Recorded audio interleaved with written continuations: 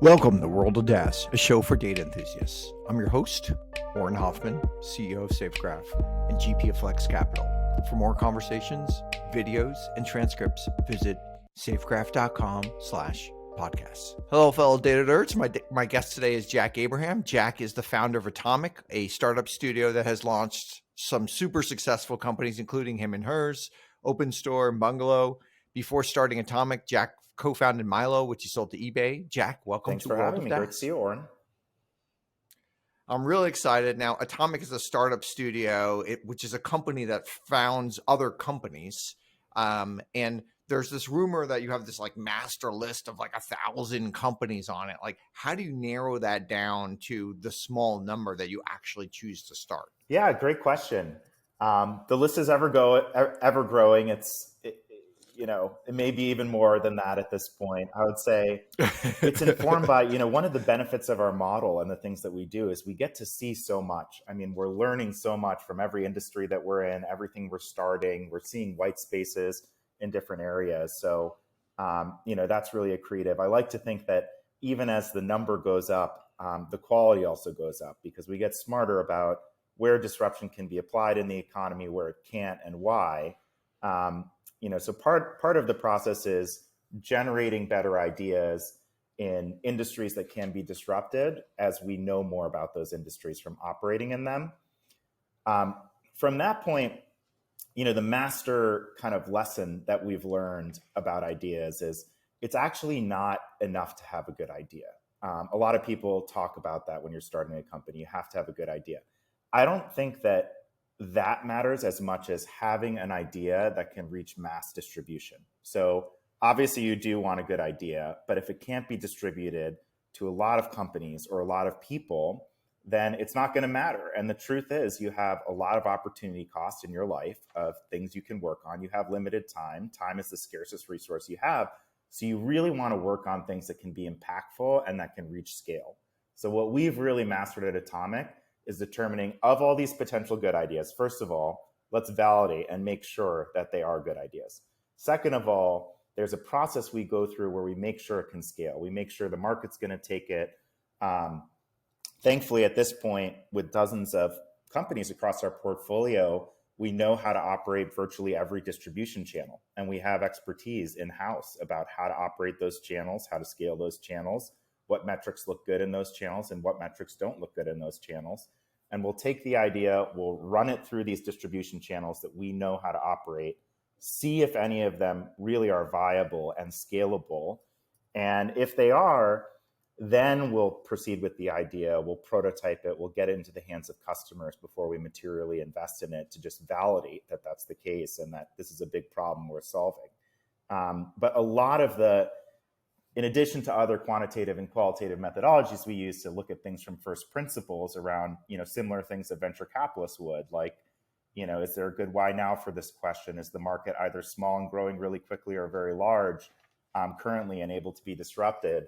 It's really this methodology around validating scalability, with the key question being, can this be a public standalone company if we work on this? And specifically, can it be $1 billion company or more? And if it is there a particular type of company that you think works with that could be a great company, a great standalone company, even a great venture funded standalone company, public company, billion-dollar company that doesn't fit within the venture studio model?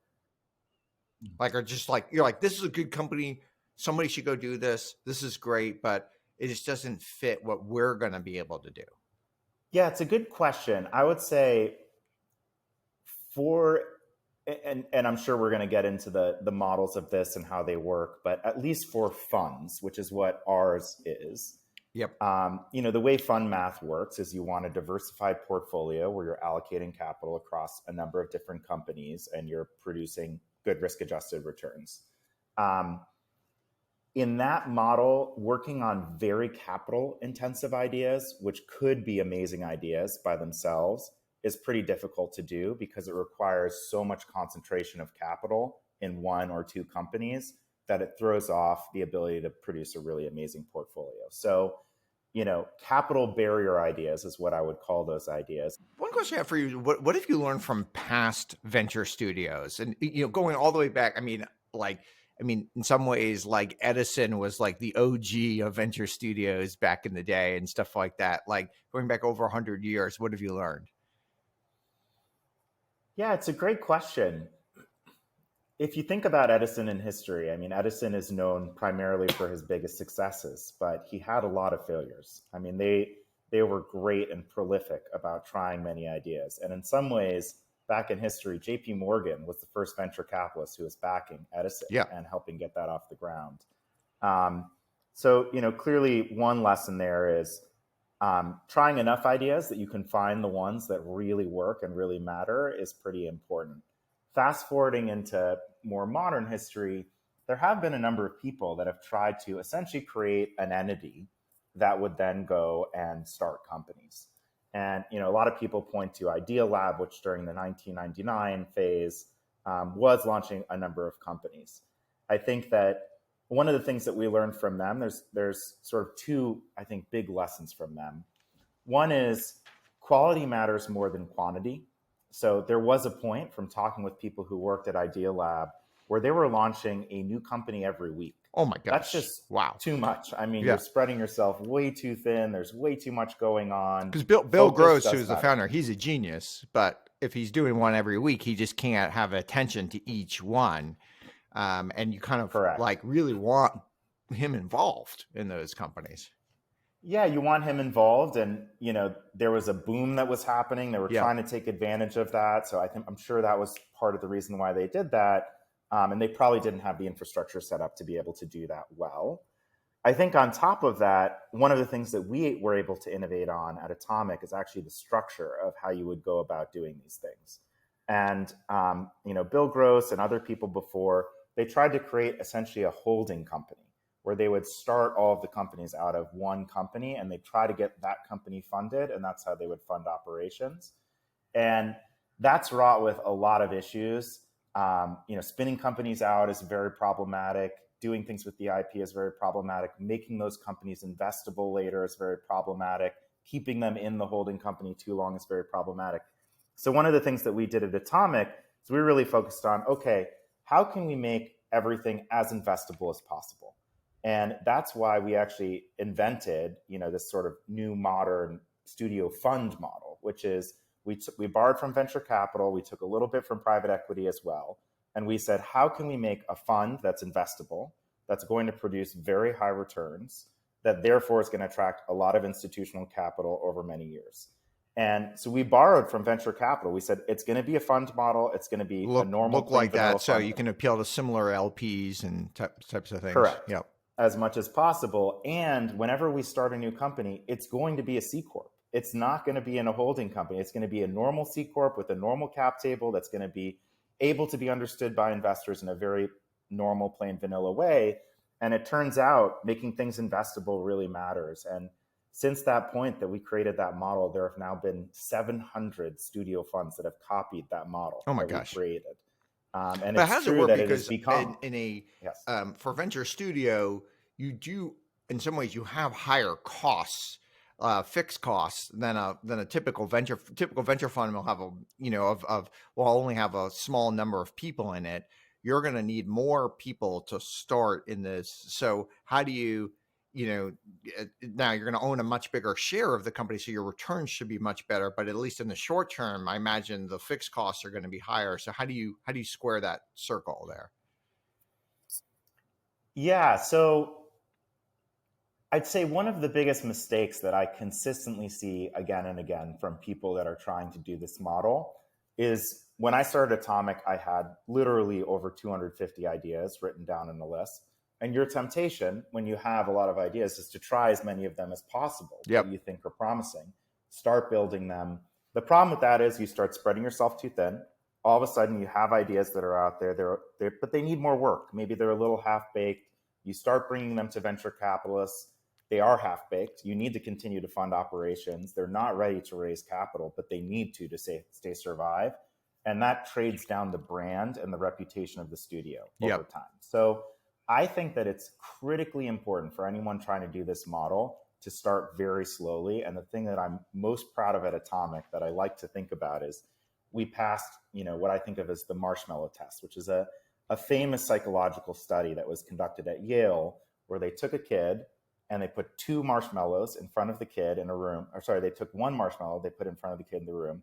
And they said, if you just wait 5 minutes, I'm going to be back with a second marshmallow. And they tracked these kids throughout the course of their lives. And the kids that were able to wait the 5 minutes and have the 2 marshmallows, they sort of won in life. I mean, they were much delayed more gratification. So delayed gratification is a really important concept. And I think it applies to studio funds, where I'm very proud at Atomic. The first year, we only did 1 company. And then the second year, we did 2. And then the third year, we did 3. And the fourth year, we did 4. And the fifth year, we did 5. With a litmus test being, we will only add more companies if the quality of the subsequent company could be the same as the last or better. Yep. So, if you ask yourself that question, it really requires you to build a model like this in a way that is systematized, has long-term thinking, gives you the leverage to be able to operate multiple companies in an intelligent way. And what you see time and time again is too many people start these things with the same thing I had, a lot of ideas. They start too many of them, and then it quickly trades down. Because eventually you're going to take it to a venture capitalist to raise more money, right? You're going to put in X, correct, but and then you're really saying, hey, if I'm going to show up to a venture capitalist, I'm rarely going to go, but if I'm going to show up, this is going to be a really good idea, and they're going to be very excited to dive in. It might not be right for them, but they're going to be really excited. You're really making sure you have that high quality brand. Correct. Good ideas take a lot of capital. They will take a fair amount of venture capital. And, there's already some amount of skepticism amongst venture capitalists about this model. So it's almost like the bar is even higher than you would think. Yep. You have to have a really high bar for people, a really high bar for ideas. And when you go pitch the company, it needs to be ready to go, and it needs to be standalone, as an outsider would observe it, an excellent company, a top 10% company in the market. Nope. So that's how we've thought about it. One of the most successful venture studios has been Flagship Pioneering, which, Moderna came out of, and a lot of other and they've been really focused on this kind of like deep science, biotech. Like, what have you learned from that? So in biotech, one of the things that works well is going to universities and labs where people are doing research just for the sake of research. They want to take an idea. If they have a discovery, their ambition is to scale it into the world. Yep. It's not actually as commercial as you would think. And so a lot of these people reside at universities. They might be a professor, they might be conducting some research. And I assume the patents are really important there too. The patents are very important, but they're probably not the right person to take it from 1 to N and be the CEO of a company that could eventually go public, right? I mean, they're really amazing at research. So what places like Flagship have really done a good job of is they'll partner with those universities. They'll take a look at all the R&D that's occurred. They'll select the best things that are ripe for commercialization right now, and they are experts at commercializing it. The thing that's a little bit different about our model is we also do the R&D. Yeah. So, we're generating the ideas, we're validating the ideas, and we're scaling the ideas commercially. So, that requires a little bit of a different process, but the commercialization part and the scaling part is equally important in both models. I've seen a few of these venture studios over the years, which, I mean, usually what happens is like they don't have any hits, so they go in there, which makes sense. But occasionally what I've seen is like they had this one like massive hit and it just kind of took over, and then they just stopped the venture studio and they all focused. If you think of like Travis doing Uber, and then he's like, well, I'll just like spend all my time on that and stuff like that. Like, now you've had some incredible massive hits already, but somehow still like you decide in your head, okay, my primary job is to be CEO of Atomic and not jump into these. So how did you do that? Yeah, it's a great example. And you're right. There are incredible examples in history of that. Actually, Uber was started by Garrett Camp out of a studio. And, Travis was kind of a part of it. But for the first year, it was run by Ryan Graves. And then Travis jumped into it. And you're right. They really focused on that. Max Levchin started his studio, HVF. and a firm came out and he wanted to jump into it and become the CEO of it. Twitter came out of Williams' studio and he wanted to jump into that and focus on it. I think it depends a lot on the founder of the studio and what the purpose is of it. What's clear is that the process of a studio works really well. You try a lot of ideas, the ones that really work and have traction, you double and triple down on and you go with them. And ideally that comes from an experienced entrepreneur, serial entrepreneur that knows what they're doing. I recall having a conversation actually with Max Levchin very early on when I started Atomic. And I asked him this very question of, how do you think of the trade-off of jumping into something versus starting many things? And he said, Jack, the thing that you're going to have to really think about is, are you going to be okay being the guy that had the idea, did all the heavy lifting to take it from 0 to 1, and you're going to give someone else the opportunity to be in the front of the room, in front of the team that you built, with a marker, driving the meetings, and you're going to have to be okay being the guy in the back that's not saying anything and not getting any credit for it. And if you can do that, you can continue doing the studio model. If that's going to bother you, you're going to end up jumping into one of the companies. And that always stuck with me. And I've tried to stay very disciplined about, we should let our co-founders shine. It's really hard to take companies from 1 to N, let them have the credit. And I think one of the things I realized about myself is I'm so enamored with and have so much fun doing the 0 to 1 invention process that I'm okay if other people get the credit ultimately. And, the credit comes when it's scaling, right? And it's really important to give them the credit, because you need to keep attracting this, incredible CEO. And the only way to attract new CEOs is to point to old CEOs who have gotten all this credit, right? I imagine. Correct. That's absolutely correct. Yes. Now, we're in kind of a downturn for tech. There's some people who think, okay, downturns are great times for building companies. There's some people who think, okay, it's maybe not so good, like it's harder to raise money, et cetera. Like, how do you think of those trade-offs? Yes, it is definitely the best time to start a company, assuming you can get the resources to be able to go and build it, which we're very fortunate to have those resources internally. So we're somewhat insulated from this current environment. Because you already have the money to go to yeah. Okay. So you're in a good position because everything's cheaper now. There's less competition. And the biggest problem is raising money, and you happen to have that. Yes, that is exactly correct. We happen to have the money, but to your point, because there's less competition, a few things end up happening. One, talent availability is higher than ever before. Prior to this downturn, it was very difficult competing for talent for every company in the world. Now we have the flip side problem, where we have thousands and thousands of people applying to do things with us at Atomic, to the point where we actually, honestly, even with a pretty big team of 75 people, have trouble processing all of the talent coming through the door. So there's an enormous amount of talent. And ultimately, when you raise capital, what does capital buy? It buys an incredible team that can go and work on the problem. So, talent availability is very key. The other thing is, there are fewer Me Too companies that are, copycats that take a space that you might have invented and then rip it off and then are able to get funding from venture capitalists. We were very annoyed in the last cycle where we would start companies and there were literally other studios that would send spies into our studio to interview. They would steal our ideas, and they kind of got away with it because people would end up funding it. And it creates actual real competition. In a downturn, if you have a really good idea, you have a much bigger head start to go and build something that matters and have commanding market share of a growing market. And that's ultimately what makes a very, very valuable company. So, fewer copycat companies is also really and I guess important. You also have some time. Sometimes people rush things or they try to hire too fast, so they try to push things too quickly. Like, you can be a little bit more methodical when we're in a downturn.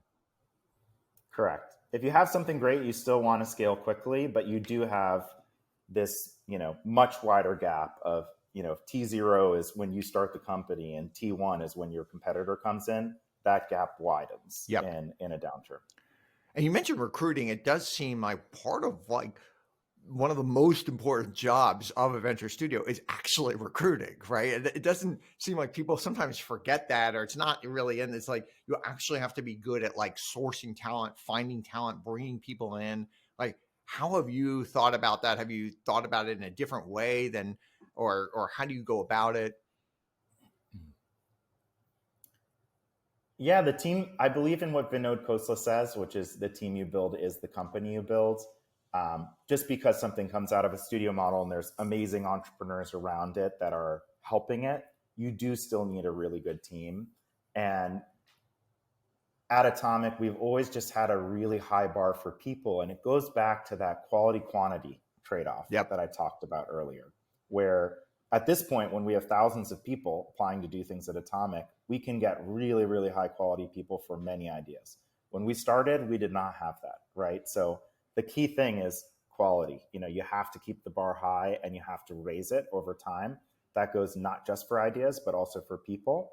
And we will take what we believe is a good idea and we will not start it unless we believe we have really amazing people around the table. So, Now, like keeping I can that, imagine you can yeah. have like you can have a great person and then come up with ideas to help, or this team, and come up with ideas to help her fulfill a vision. Or you can have a great idea and you can go, okay, I have a sense of it's this type of person's going to fulfill it, and you can go search out that, like, what comes first.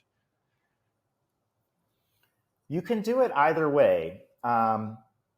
It's either going to start with the person or the people, or it's going to start with the idea. We do both. Yeah. We'll have amazing people come and we'll say, you're incredible. We want to work with you. We're actually agnostic to the idea. Let's find 10 or 15 ideas we mutually think are interesting.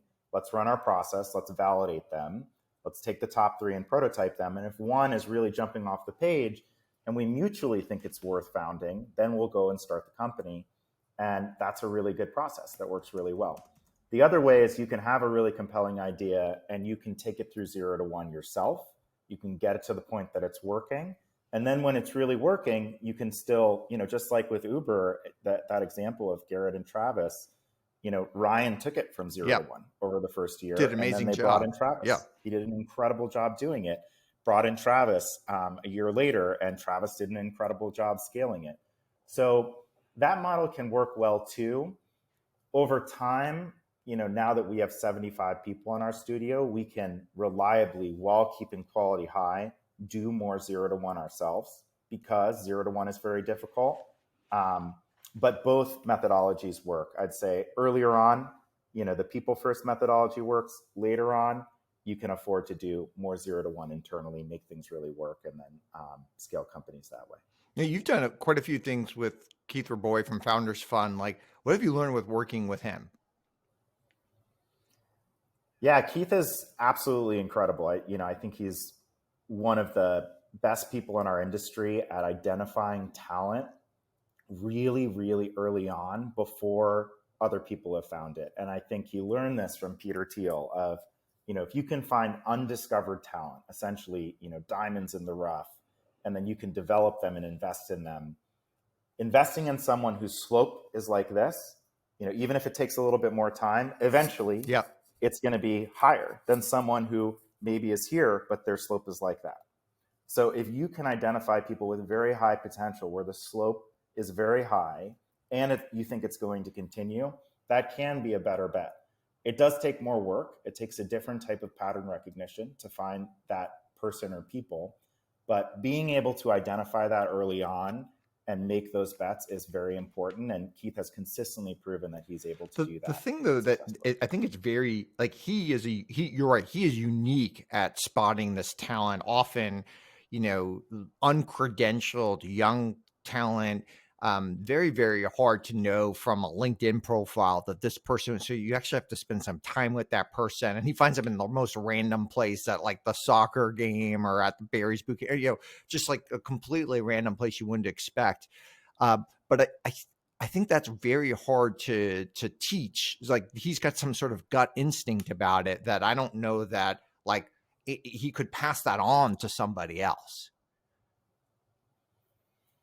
I think that's likely correct. I think in order to do that, you have to do it a lot. I Yeah. mean, it's just like anything else. You need to develop the pattern recognition, and you need to have a high enough end to be able to do it. Keith once told me that there has never been a company where he's met with the founder in person where he has missed a really big company, which is pretty extraordinary. And he said he's Wow. always known within 5 minutes of meeting the founder. Wow. That's pretty incredible. There are That's not that many people in the incredible. world Yeah. that can do that. And if you can develop it, is absolutely a superpower. Yeah. Because even 15 years ago, 20 years, he was introducing me to people that I was like, and then eventually they just became this like amazing person. I was like, how did you know? Like, it's pretty incredible. Now, you've also been one of the, part of like your part of your success in the early days, especially with like him and hers, has been this like D2C type of stuff, the direct to consumer. Where do you think the D2C model is right now, and how do you expect that to change over time? Yeah, it's a good question. The benefit of building D2C things is they tend to become famous because, a lot of people see ads for them Yep. and they know the brand. We actually don't do that much D2C. We do very little relative to the rest of our portfolio. However, people end up knowing about the brands. I would say one of the really key things to doing D2C is you have to build a brand. So in the technology industry, we think about moats for companies, and network effects are an incredible moat. Economies Yep. of scale, that's an incredible moat. Brand is also a very, very good moat. The problem is a lot of people in the technology industry do not understand how to build a brand. And building a brand does not come from running Facebook ads. So, a lot of the D2C companies, they got hooked on Facebook and they spend there, and it does perform early on, but it doesn't create, an enduring brand. There's a few reasons for that. The biggest reason is it's really hard when you have someone scrolling through a feed really quickly or clicking through stories in half of a second or 1 second to create an impression on someone that's lasting. One of the things that really good brands do is they actually solicit a emotional response from people. And emotion gets tied with the company and with the product. They know it stands for something.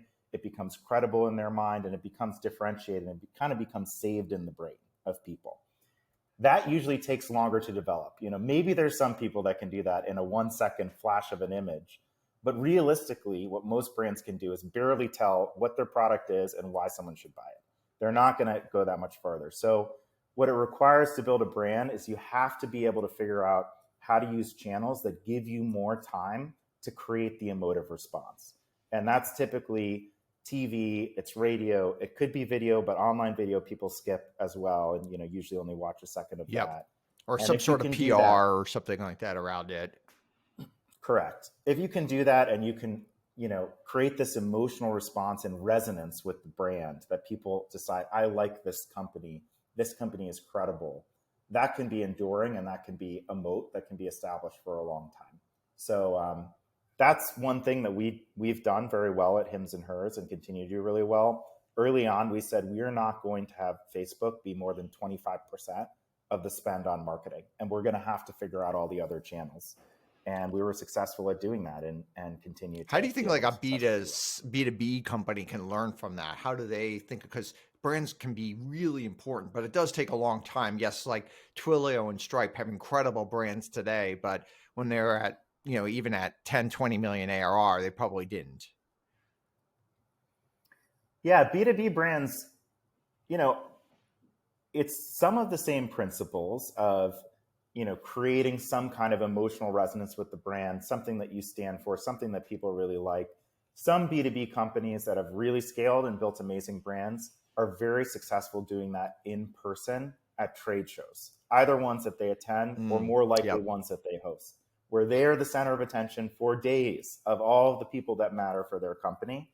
If you think about Oracle, if you think about, the Salesforces of the world, Twilios, they're all hosting these really big conferences, and they're very successful at, it's a much narrower audience, but they get so much time with them that they can create that same response and resonance and get across their value prop in a meaningful way year after year after year, even as their products are changing.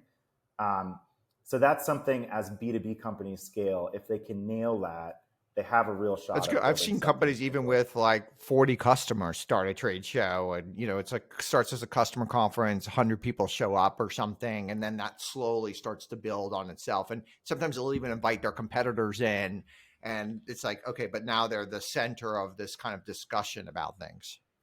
Correct. Yes. Now, that's really interesting. Now, you and I, we used to be neighbors in San Francisco. Now, neither of us live in San Francisco anymore. You're in Miami. You've really helped build this kind of Miami community. How do you compare Miami to San Francisco? Yeah, it's a good question. Miami actually reminds me a lot of the Bay Area when I initially moved there in 2008. So, one of the things I was really impressed with, I moved to Palo Alto. I dropped out of college to start my first company. And it was an extremely optimistic place. Everyone was willing to meet you, everyone was willing to help each other. It was a community effort. Everybody wanted everyone to win. It was not a zero sum environment, it was a positive sum environment. And it was very welcoming. It was a great time to be in that ecosystem. I think over time, the Bay Area changed a little bit as it grew, and it became a little bit of a victim of its success. But in Miami, you find that not only are there incredible people from the technology industry here who are welcoming like that and who are, very optimistic, but you get them from the finance industry, you get them from real estate, you get them from healthcare. It's much more diverse set of people and industries than I found in the Bay Area. As much as I love technology and I eat and breathe it and sleep with it all the time, you know, you want to talk about other things. There's more interesting things going on in the world. And I think ecosystems like Miami and New York have this diversity of ideas and, different kinds of people that can help breed innovation. Um, I'd say on top of that, you know, the city is just very well run. Miami is extraordinarily well run relative to any other city that I've seen, and it creates an environment where people can focus on building and focus on innovation and things of that nature. The government here is very, very supportive of innovation. Within months of moving to Miami, I was at dinner with the mayor, which was incredible. Yeah. In San Francisco, I don't think the mayor would ever meet with me for any sum of money. I think I was, your public enemy number one if you're doing technology in the Bay Area these days. And, that feeling of almost being like you're doing something bad if you're, creating jobs in the Bay Area or things like that. Versus here, it's welcomed, it's accepted. They want to partner with you. They want your ideas. That first dinner, actually, Keith and I went to a dinner with the mayor, and we discussed things about how can we make this city the best city on the planet? I mean, how cool is that to talk It's to amazing. a mayor of a city months after living there, where they want to listen to you and get your ideas? So I've had an extremely positive experience in Miami, and I think it has the core ingredients to grow and compound for a long time and become an important ecosystem, not just for the tech industry, by the way, but for the finance industry, for the real estate industry, and many others. Optimism is not only a superpower, but it's infectious. And pessimism is also very infectious as well. And once you get a certain percentage of people that are optimistic, it does seem like everybody else gets optimistic. And that is where, you mentioned San Francisco in 2008, 15 years ago. It did seem that way, that everyone was like trying to look at the future and stuff like that. But once you get a certain number of people who are pessimistic, it also seems like you can go that way. Like, how do you keep the optimism going? It's a really interesting question. I think part of it, one of the things that causes people to be a little bit more pessimistic is actually cost of living rising dramatically. Yep. And there's all these ways economists think about how do you measure misery amongst people. And one that I really like is like the percentage of your paycheck that's going to rent, your after tax. Yep. And how much do you have left to live your life and do the things that you want? And essentially that percentage just crept up in the Bay Area over time, where I think it's hard to be optimistic if, you're struggling to live a good life and, be happy. And, I think one of the things that is good about Miami relative to a place like, you could compare it to Manhattan or the peninsula of San Francisco, it's actually not landlocked. So Manhattan's an island, San Francisco's a peninsula. Yeah. Eventually you run out of land, you can't build new buildings. that was sort of the story of San Francisco, was there aren't new buildings that have been built Yeah, and that they are of don't any sort of allow you to meaningful build scale. buildings, even if they do have space to do it, right? Correct. And price ultimately is set by supply and demand. So if supply is fixed and demand increases, price is going to increase. In Miami, you kind of have land all the way to the Everglades, which is, past the airport. So there's a lot of land that theoretically could be built upon. And the government here is very welcoming to development. A lot of the hottest areas in Miami didn't exist a decade or two ago. It was someone's vision. They came in, they started building buildings, and now they've become great, epicenters of different, amazing things in the city. So I think supply and demand of housing is if I was a mayor, it'd be one of the most important things I would focus on. How can you increase supply over time to keep the cost of housing reasonable? Because if you can, then, that core affordability equation stays the same. People can remain happy. They can live really great lives. And that's my true hope for the city of Miami. I mean, if you go to the top of our office and you look around, there are cranes as far as the eye can see. And I kid you not about that. So as long as that continues, I'm pretty optimistic. But I think that was one of the core ingredients that caused the energy to shift in the Bay Area as I reflect upon it from when I moved to when I left. And, started having some pessimism creep in. Yeah, 2009 to 2019, if you look at those 10 years in San Francisco, rents rose at least 10% every single year. And many times it's 12, 13, I think one year was like 18% or something. So it's just like, imagine doubling like every 6 years or something like that. This is incredibly difficult for the average person. And they may have to start, maybe instead of being an entrepreneur, which, you're going to take a lower salary or something like that, they may have to start doing things that are more corporate, and you get all these other things that in place. One of the other things in San Francisco, I'd love to get your thoughts on, it does seem like it was very much about the future, and that can be optimistic. It did slightly change where it's like a little bit more about the past. Is that also just based on just things like rising rents and just not invented here type of thing, or why do you think that kind of change happened?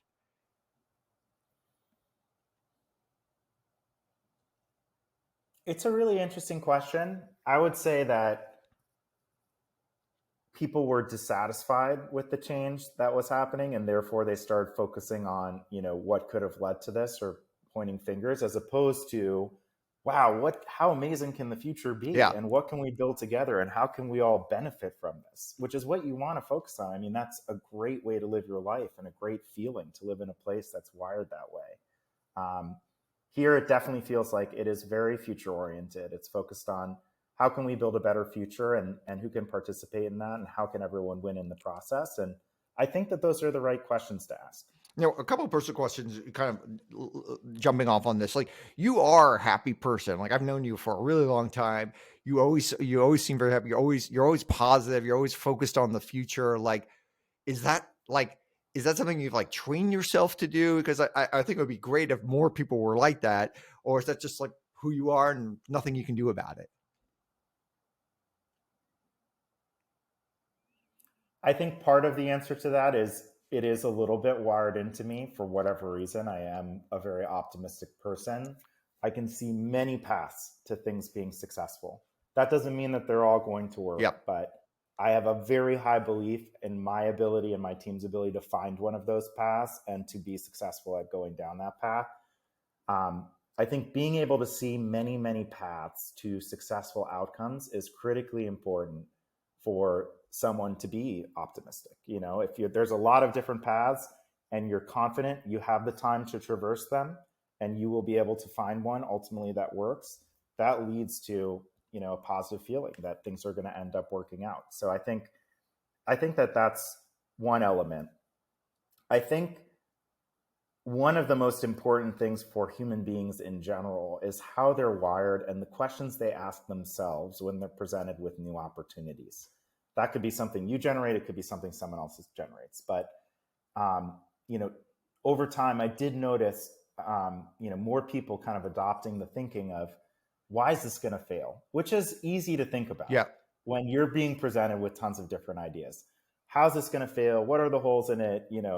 Here's a million reasons why this thing is never going to succeed. And you saw that with Uber when it was pitched in the Bay Area. They're going to get sued. This is illegal. This is never going to work. Someone's going to come down on this. End up being one of the most successful companies from that decade ever created. I think the correct question to ask is, if everything goes magically correct as planned, what can this become? Yeah. How much impact can it have? And is that worth working on or investing in or being a part of to make happen? And the great thing about investing and doing things as well is actually there's some asymmetry in that risk reward. Your worst case is you lose 1x. Yep. But your best case is you could make 100x, 1000x return on your time or capital. And therefore, focusing on that part of the equation of what happens if all of this goes magically right, both is a more fun question to answer. And I think it's actually a more valuable question to answer. And for whatever reason, my brain has always been tuned to focus on that part of the equation. And I would encourage other people to ask that same question when presented with opportunity. And a lot of really smart people, like they're so good at finding the problems. And in fact, I find like smart people are even better at finding the problems than less smart people. And obviously that's important. Obviously you want to avoid the issues and you want to do that. But I think you're right that there is this like focus because they're so good at finding them that it might just overwhelm. Okay, well, maybe we shouldn't even do Uber or something like that, because you could see all the, you could see 3 steps down of all the regulatory issues, and you could see all these other types of things. Somehow you need like a smart person who also is just like willing to like, wish those away in some ways. Yeah, I think that's right. I saw someone, and I would love to give credit to this person, but I don't remember who it came from on Twitter, that said something to the effect of, pessimists look smart, but optimists make money. Yep. And I think that's true. Pessimists do look smart. They get a lot of attention. People like hearing about the bad. They're very curious. It's actually one of the reasons why, if you ask the question about, news, when you turn on the news, why is there always a shooting on TV or something? It's just a human nature thing of focusing on the bad. People want to hear about it. They want to hear about the downside or the bad things that are going on, or, for whatever reason, our brains are attuned to that. And I think people that are a little bit more pessimistic as a result get a disproportionate amount of attention, and they can build some fame, they can build a brand, and that actually attracts more people to that camp over time.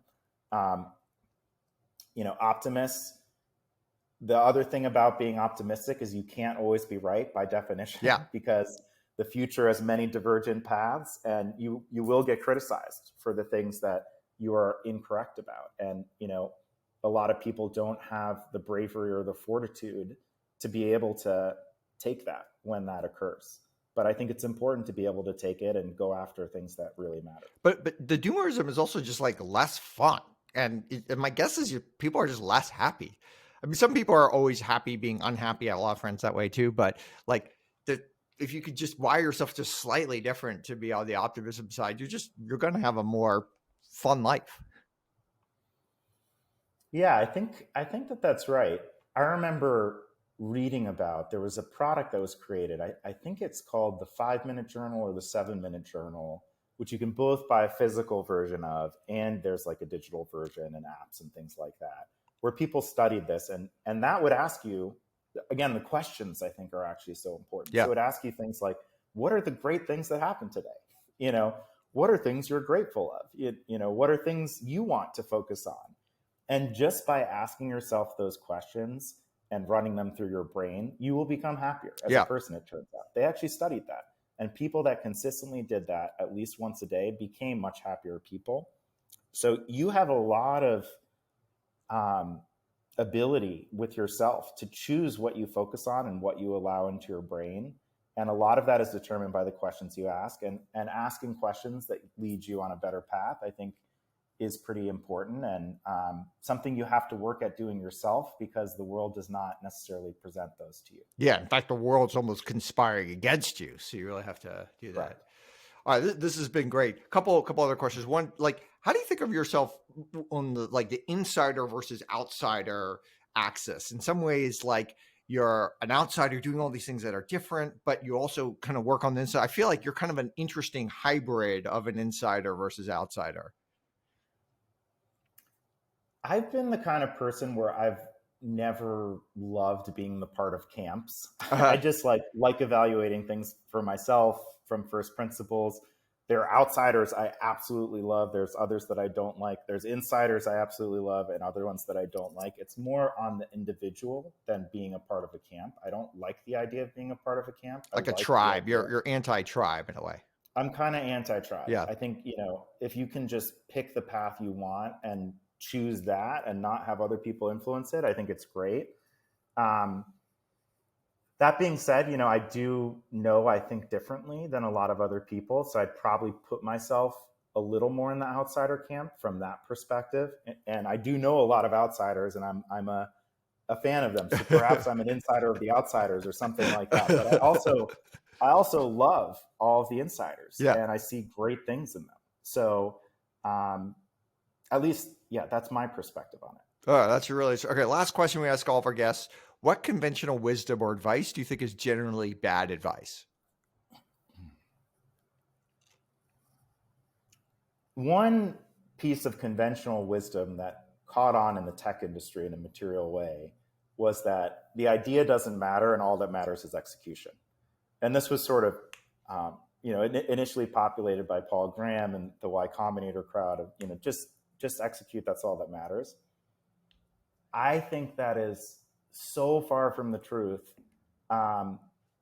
You can have, we talked about Uber a fair amount in this podcast. So take someone like Travis. Travis worked on a company called Swoosh before he worked on Uber. Swoosh, he was still the same entrepreneur with the same capabilities. And he worked tirelessly for a very, very long period of time to a very, very modest outcome that kind of barely got the investors their capital back. You take him and you plug him into a really good idea, in fact, an exceptional idea, and he will produce, the biggest company that's been created in a decade. So very clearly, this is a case study. The same person with the same capabilities, execution does matter, but execution in a good idea is worth a lot more than execution in a bad idea. And the biggest mistake I see entrepreneurs do is they just want to be an entrepreneur for being an entrepreneur's sake. They'll take whatever ideas in front of them and they'll go with it. And I think that's a very slippery slope where you could end up committing 5 to 10 years of your life to a Swoosh versus taking the time, really being thoughtful, really analyzing different ideas and making sure, okay, I'm going to make this commitment to this idea, but it has to be worth it. Hold yourself and your time in high self-esteem and, optimize for opportunity costs, only work on ideas that are really going to matter, that if they succeed, that same question, magically, if everything goes right, it's going to be worth it. And but some of the biggest, just to push back a little bit, like some of the biggest companies in the world, like they started off as like relatively small, like inconsequential ideas with a great entrepreneur. Think of Microsoft with Bill Gates and Paul Allen. And they're creating these like basic compilers. It's fine. It's a good business. It's nothing like crazy or anything like that. And they built a really nice business for many, many years doing that. But they were smart enough to kind of start to understand the landscape, use that as a stepping stone for other types of things over time.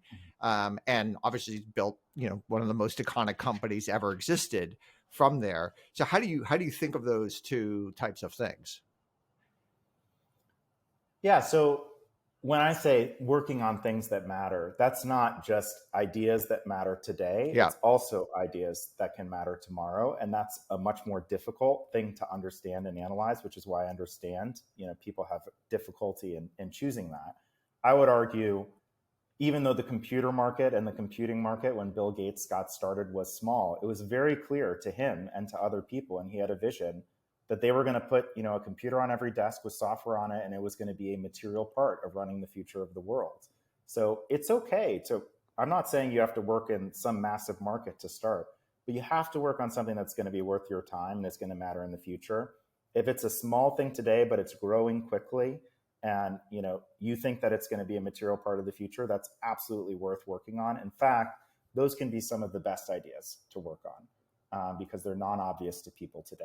So but that is the most important and key question to consider versus there's a bunch of things people are talking about today, and I'm going to take the derivative of this idea and do this small thing and maybe work on it for a few years and hope that it's going to be acquired.